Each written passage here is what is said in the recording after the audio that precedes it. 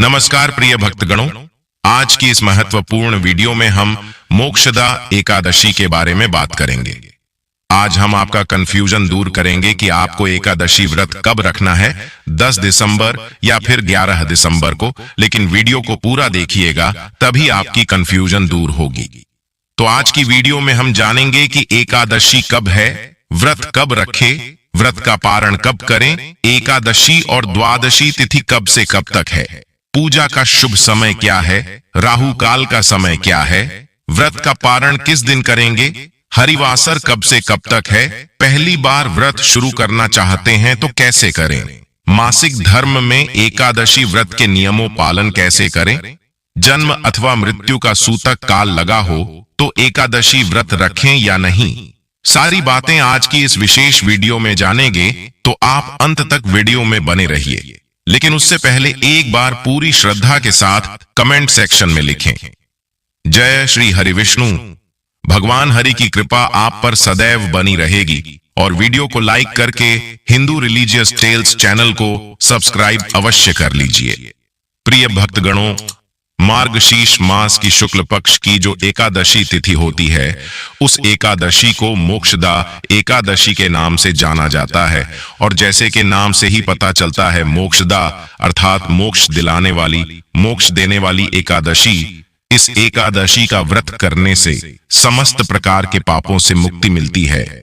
जो भी मनुष्य इस व्रत को धारण करता है, उसके पूर्वजों को भी मोक्ष की प्राप्ति होती है और वो मनुष्य भी समस्त प्रकार के सुखों का भोग कर अंत समय में मरणोपरांत मोक्ष को प्राप्त करता है।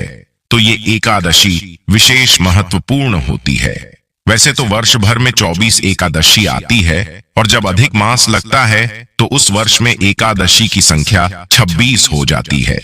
हर एकादशी का अपना विशेष महत्व होता है, लेकिन मार्गशीर्ष मास की जो एकादशी होती है, शुक्ल पक्ष की मोक्षदा एकादशी, यह बहुत महत्वपूर्ण इसलिए भी होती है क्योंकि इस दिन, आज ही के दिन, भगवान श्री कृष्ण ने कुरुक्षेत्र में अर्जुन को गीता का उपदेश दिया था, गीता का ज्ञान दिया था, जिसे आज हम भगवद गीता के नाम से जानते हैं। और इस भगवद गीता का पाठ करने मात्र से ही समस्त प्रकार के पापों से मुक्ति मिल जाती है। तो मार्गशीर्ष मास की मोक्षदा एकादशी को गीता जयंती के नाम से भी जाना जाता है और गीता एकादशी के नाम से भी जाना जाता है। बहुत महत्वपूर्ण होती है मार्गशीर्ष मास की एकादशी। अगर हम नियम पूर्वक विधि विधान से इस व्रत को करें या बिना व्रत किए भी आज के दिन भगवान श्री हरि विष्णु का पूजन करें, भगवान श्री कृष्ण का पूजन करते हैं, तो हमारे जीवन के समस्त प्रकार के पापों से हमें मुक्ति मिल जाती है। चाहे इस जन्म के पाप कर्म हो या पूर्व जन्म के हो, समस्त प्रकार के संचित पाप कर्म होते हैं, उन समस्त पाप कर्मों से मुक्ति मिल जाती है। आइए सबसे पहले जानते हैं एकादशी की पूजा आपको कैसे करनी है और मोक्षदा एकादशी इतनी खास क्यों होती है। फिर उसके बाद जानेंगे मोक्षदा एकादशी कब है। तो मोक्षदा एकादशी के दिन आप जब व्रत रखें तो सुबह जल्दी उठकर घर की साफ सफाई करके स्नान करें और इस दिन भगवान विष्णु का पूजन पीले रंग की सामग्रियों से जरूर करें।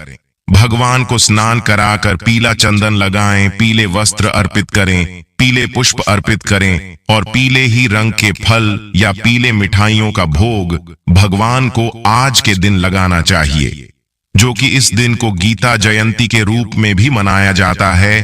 तो आप भगवद गीता की पुस्तक का पूजन भी आज के दिन करें, भगवद गीता का पाठ करें और यदि संभव हो तो भगवद गीता की पुस्तकों का दान ऐसे लोगों को करें जो इन पुस्तकों को पढ़ने में समर्थ हों। इन पुस्तक के प्रति लोगों के मन में श्रद्धा हो। आप मंदिर में भागवत गीता की पुस्तक का दान कर सकते हैं। ध्यान रखें, कभी भी अयोग्य व्यक्तियों को धार्मिक पुस्तकों का दान नहीं करना चाहिए। यदि आप ऐसा करते हैं तो उसका दोष आपको लग सकता है। सुबह को धूप दीप जलाकर भगवान विष्णु के मंत्रों का जाप करें। ओम नमो भगवते वासुदेवाय नमः, ओम श्री विष्णुवे नमः, या फिर हरे रामा हरे कृष्णा मंत्र का जाप भी आप सच्चे मन से कर सकते हैं। साथ में मां लक्ष्मी जी का पूजन करें। भगवान श्री कृष्ण का पूजन आज के दिन करें। व्रत की कथा पढ़े सुने और अपना व्रत प्रारंभ करें। सुबह को आप केवल फलों का ही भोग भगवान को लगाएं। इसके अलावा आप मेवों का भोग भी भगवान को अर्पित कर सकते हैं। दिन भर उपवास रखें। शाम के समय एक बार फिर से विधि विधान से पूजा करें। भगवान को आप दोनों ही समय भोग लगाएं और साथ में तुलसी पत्र जरूर रखें। अगले दिन शुभ मुहूर्त में व्रत का पारण करने से पहले पूजन करें। दान की सामग्रियों का पूजन करें और अपनी सामर्थ्य के अनुसार, जैसी आपकी श्रद्धा सामर्थ हो, उसके अनुसार मौसमी वस्त्रों का, मौसमी फलों का दान करें। पीली वस्तुओं का दान करें और व्रत का पारण तुलसी पत्र और जल से ही आप करें, सबसे शुभ माना जाता है। जो लोग व्रत का पारण करते समय तुलसी पत्र मुख में रखते हैं, उनके सभी पापों का नाश हो जाता है और उनका व्रत भी भगवान विष्णु स्वीकार करते हैं। तुलसी पत्र के अलावा भगवान विष्णु को बेर, आंवले भी अर्पित कर सकते हैं। एकादशी और द्वादशी तिथि के दिन घर में शुद्ध सात्विक भोजन बने। एकादशी के दिन चावल का प्रयोग नहीं किया जाता है। महिलाओं को इस दिन सर से स्नान नहीं करना चाहिए। एकादशी के दिन तुलसी जी में जल अर्पित नहीं किया जाता है। आइए अब जानते हैं एकादशी की तिथि कब प्रारंभ होगी, कब समाप्त होगी और व्रत हमें किस दिन करना है। मोक्षदा एकादशी व्रत के सभी शुभ मुहूर्त पारण समय के बारे में। एकादशी तिथि प्रारंभ समय 10 दिसंबर 2024 दिन मंगलवार रात्रि 3:44 यानी कि 11 नवंबर की सुबह 3:44 से एकादशी तिथि शुरू है और एकादशी तिथि की समाप्ति 11 दिसंबर 2024 दिन बुधवार रात्रि 1:25 पे एकादशी तिथि की समाप्ति है। तो इस बार सूर्योदय व्यापिनी के अनुसार एकादशी का व्रत, जो कि 11 दिसंबर 2024 दिन बुधवार को सभी भक्तजन एकादशी व्रत धारण करेंगे और व्रत का पारण, जो कि हरिवासर समाप्त होने के बाद किया जाता है। हरिवासर का समय द्वादशी तिथि का पहला चौथाई हिस्सा हरिवासर का होता है।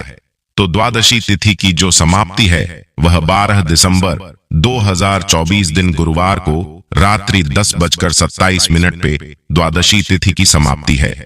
तो व्रत का पारण 12 दिसंबर को सुबह 7:07 से सुबह 9:09 तक मोक्षदा एकादशी व्रत का पारण किया जाएगा। इस व्रत का पारण गौमूत्रण पारण यानी कि गौमूत्र से व्रत का पारण है। यह संभव ना हो तो आप जल, फल या तुलसी दल से व्रत का पारण करें। 11 दिसंबर को ब्रह्म मुहूर्त का समय सुबह 5:15 से सुबह 6:09 तक होगा। सूर्योदय का समय सुबह 6:35 और सूर्यास्त शाम 5:10 होगा।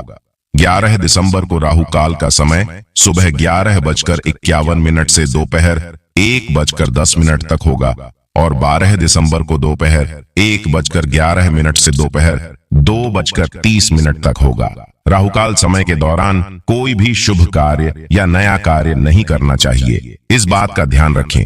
नक्षत्र रेवती सुबह 11:48 तक होगा। उसके बाद अश्विनी नक्षत्र होगा। योग वरयान सुबह 6:28 तक, उसके बाद परिद योग होगा। 11 दिसंबर को रवि योग भी बन रहा है, जो कि सुबह 7:04 से सुबह 11:48 तक होगा। तो इस दिन भगवान का पूरे विधि विधान के साथ पूजन करें, कथा श्रवण करें, भगवान की आरती करें, पुरुषोक्त मंत्र आदि का पाठ या श्रवण करें, विष्णु सहस्त्र नाम आदि का पाठ या श्रवण करें, तो यह बड़ा ही पुण्य फलदायी होता है। दोस्तों, अब बात करते हैं कि आज हम कौन से विशेष उपाय करें जिससे कि हमारे मन की समस्त कामनाएं पूर्ण हो जाए। और अगर हम व्रत करते हैं तो भी भगवान श्री हरि विष्णु की कृपा हमें प्राप्त हो और बिना व्रत किए भी।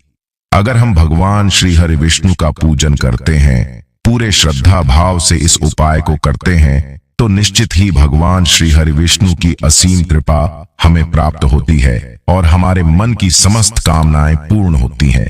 दोस्तों, मोक्षदा एकादशी को गीता जयंती या गीता एकादशी के नाम से भी जाना जाता है। इसलिए आज के दिन भगवत गीता का पाठ करना बहुत ही श्रेष्ठ माना जाता है। भगवत गीता का पाठ अगर आप आज प्रारंभ करना चाहते हैं, जैसे कि बहुत समय से आप सोच रहे हो भगवत गीता का पाठ करना है और नहीं कर पा रही हूं, तो आज से आप इस पाठ को करना प्रारंभ कर सकते हैं कि प्रतिदिन आप भगवत गीता का पाठ करेंगे। और अगर आप आज पूरा भगवत गीता का पाठ करते हैं तो इससे आपके मन की समस्त कामनाएं पूर्ण होती हैं। अगर आप पूरा नहीं कर पाते हैं तो जितना भी संभव हो 1 अध्याय या 2 अध्याय आज आपको भगवत गीता का पाठ अवश्य करना चाहिए। भगवान श्री हरि विष्णु के सामने शुद्ध घी का दीपक प्रज्वलित करके विधि विधान से उनका पूजन करने के बाद वहीं बैठकर अगर आप भगवत गीता का पाठ करते हैं, यकीन मानिए आपके जीवन की समस्त परेशानियां दूर होती हैं और समस्त मनोकामनाएं पूर्ण हो जाती हैं। अगला जो आपको उपाय करना है वह भगवान श्री हरि विष्णु के पूजन के दौरान जब भगवान श्री विष्णु का आप विधि विधान से पूजन करते हैं, वहीं पर आपको थोड़े से पीले फल अर्पित करनी है और इसके साथ ही कुछ अनाज अर्पित कर दीजिए।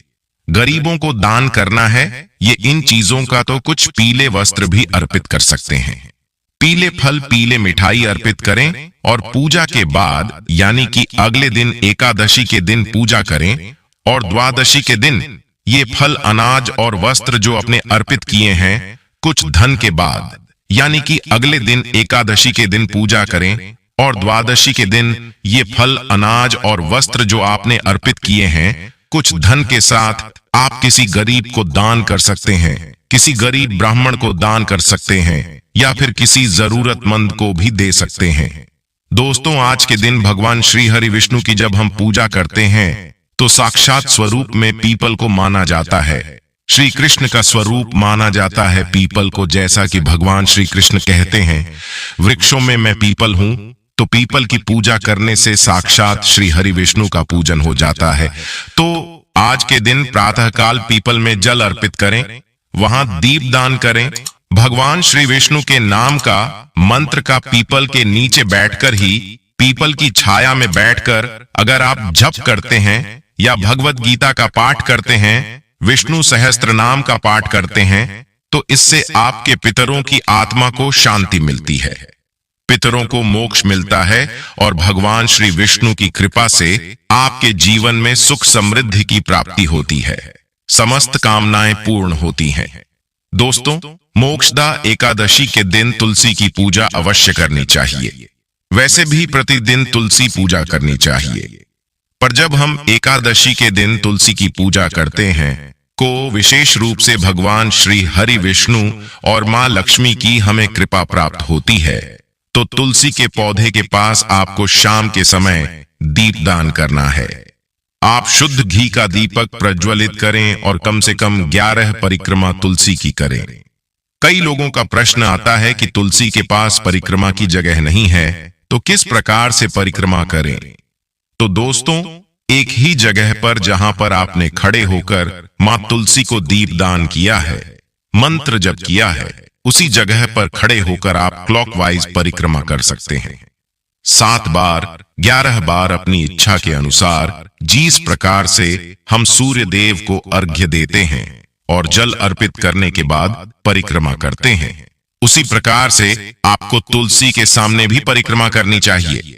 अगर जगह नहीं है आपके पास परिक्रमा की तो तुलसी पूजा आप विशेष रूप से आप करें और तुलसी में पीले पुष्प अर्पित करें, लाल पुष्प अर्पित करें। विधि विधान से आप तुलसी की पूजा करने के बाद तुलसी चौधरी या तुलसी नामाष्टक का पाठ करते हैं या भगवत गीता के श्लोक का पाठ करते हैं, तो इससे आपके मन की जो भी कामना हो मां तुलसी की कृपा से वो अवश्य पूर्ण होती है।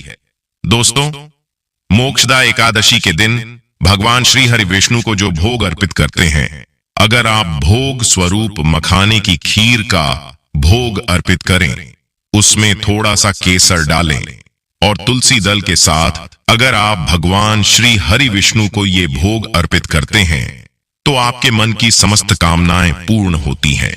क्योंकि भगवान श्री हरि विष्णु को मखाने की खीर में अगर हम तुलसी जल डालकर अर्पित करते हैं, तो शास्त्रों के अनुसार मनुष्य की समस्त मनोकामनाएं पूर्ण हो जाती हैं। आज के दिन दोस्तों, भगवान श्री विष्णु का अभिषेक करना चाहिए। लेकिन जब आप अभिषेक करते हैं, अगर आपके घर में दक्षिणावर्ती शंख है तो इस शंख में आपको थोड़ा सा कच्चा दूध और केसर डालकर और इसी शंख के द्वारा भगवान श्री हरि विष्णु का अभिषेक करना चाहिए। भगवान श्री हरि विष्णु का कोई भी स्वरूप आपके पास है, चाहे तो शालिग्राम की शिला हो या फिर भगवान श्री हरि विष्णु का चतुर्भुज स्वरूप हो, लड्डू गोपाल जी हो, जिसे भी स्वरूप की आप पूजा करते हैं, उनका अभिषेक अगर आप विधान से करते हैं, उन्हें पीले वस्त्र अर्पित करें। उसके बाद से आप उन्हें श्रृंगार अर्पित करें, पीले पुष्पों से उनकी पूजा करें। भगवान स्टील विष्णु को जो भोग अर्पित करते हैं, हमेशा उसमें तुलसी दल अवश्य अर्पित करें और शुद्ध घी का दीपक प्रज्वलित करके भगवान श्री हरि विष्णु के सामने बैठकर आप अगर तुलसी की माला से ओम नमो भगवते वासुदेवाय नमः इस मंत्र का जप करते हैं, तो इस व्रत का संपूर्ण फल तो आपको प्राप्त होता ही है। भगवान श्री विष्णु की असीम कृपा आपको प्राप्त होती है और आपके मन की चाहे जो भी काम ना हो, भगवान श्री कृष्ण की कृपा से वो अवश्य पूर्ण होती है। दोस्तों, श्री विष्णु की जब हम पूजा करते हैं तो माँ लक्ष्मी के साथ करनी चाहिए। संयुक्त रूप से श्री हरि विष्णु और माँ लक्ष्मी की आराधना करने से घर में सुख समृद्धि आती है, दाम्पत्य जीवन मधुर रहता है, परिवार के सभी सदस्यों के बीच प्रेम बना रहता है। और श्री हरि विष्णु सहित माँ लक्ष्मी की हम जब पूजा करते हैं तो गरुड़ वाहिनी लक्ष्मी हमारे घर में वास करती है, जो कि कभी भी हमारे घर से नहीं जाती है, हमेशा हमारे घर में धन संपदा भरी रहती है। इसलिए आज विधि विधान से भगवान श्री विष्णु का पूजन करें, उनके सामने कुछ पैसे अर्पित करें। आप 21 रुपया 51 या फिर आप 11 रुपए अर्पित कर दीजिए और जब पूजा पूर्ण हो जाती है आपकी, तो उसके बाद एक पीले या लाल कपड़े में बांधकर या आप अपने धन रखने के स्थान पर रखते हैं तो जीवन पर्यंत आपको धन का अभाव नहीं होता। तो ये उपाय आप एकादशी पर जरूर करें। और धन प्राप्ति के लिए एक बहुत ही विशेष उपाय और भी है कि आज आपको भगवान श्री विष्णु की पूजा में पान के पत्ते अर्पित करनी है। पान का पत्ता खंडित नहीं होना चाहिए, बिल्कुल शुद्ध साफ सुथरा पान का पत्ता हो। उस पर आपको कुमकुम से श्री लिखना है, जो मां लक्ष्मी का बीज मंत्र है। श्री यह मंत्र आपको उस पत्ते पर लिख देना है और उसके बाद आप वहीं बैठकर भगवान श्री विष्णु के नाम का मंत्र का जप करें, मां लक्ष्मी के मंत्र का जप करें। आज के दिन कनक धारा स्तोत्र या श्री सूक्त का पाठ अगर आप करते हैं तो मां लक्ष्मी की अपार कृपा आपको प्राप्त होती है। जब आपकी पूजा पूर्ण हो जाती है तब आप ये पान का पत्ता आप अपने धन रखने के स्थान पर रखें, जहां पर भी आप पैसा रुपया संचित करते हैं, ऐसी जगह पर आपको ये पान का पत्ता रखना है।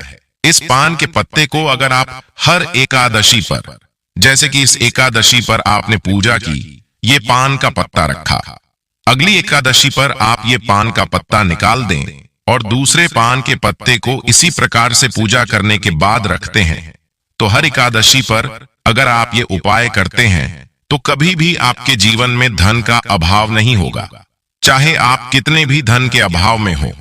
इस उपाय को हर एक अच्छी पर करें, शीघ्र ही अपने जीवन में बहुत ही बड़ा बदलाव देखेंगे।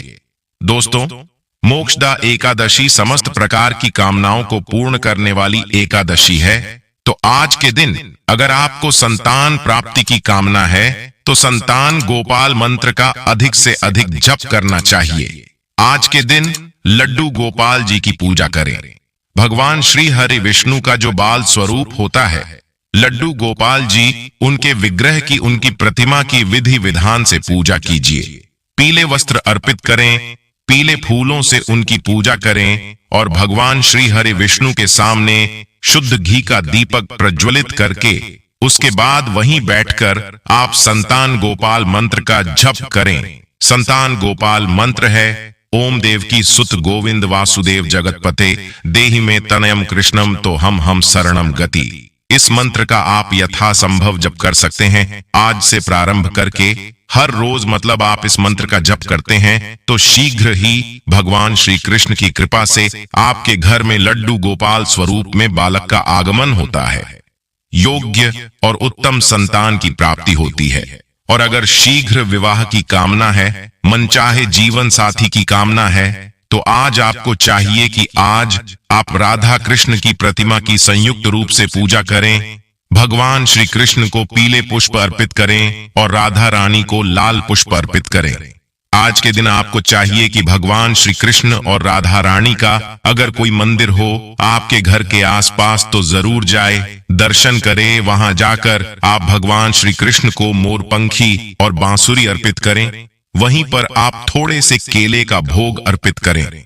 भगवान श्री कृष्ण को और प्रार्थना करें कि शीघ्र ही आपके जो विवाह में बाधाएं आ रही हैं वो दूर हो और शीघ्र विवाह संपन्न हो और योग्य और उत्तम जीवन साथी की प्राप्ति हो।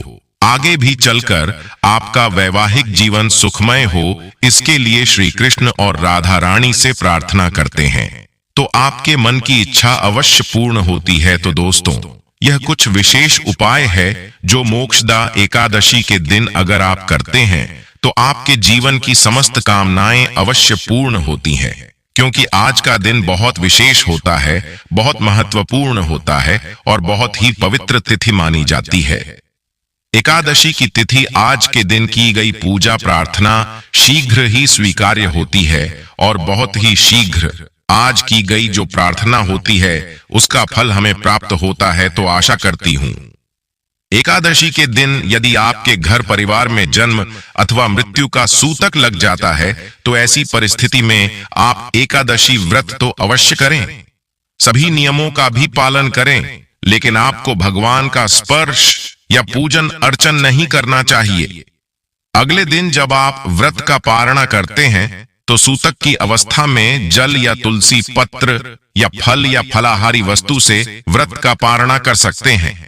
यदि आप यात्रा में हैं या कहीं बाहर है और पूजा पाठ या पारणा की व्यवस्था नहीं हो पा रही है तो आंख बंद करके मानसिक रूप से मन में सभी वस्तु का सभी विधि का ध्यान करते हुए यदि आप एकादशी व्रत करेंगे तो आपको एकादशी पूजा का व्रत का पूरा पुण्य प्राप्त होगा, क्योंकि हमारे धर्म ग्रंथों और पुराणों में मानसिक पूजा का भी विधान बताया गया है।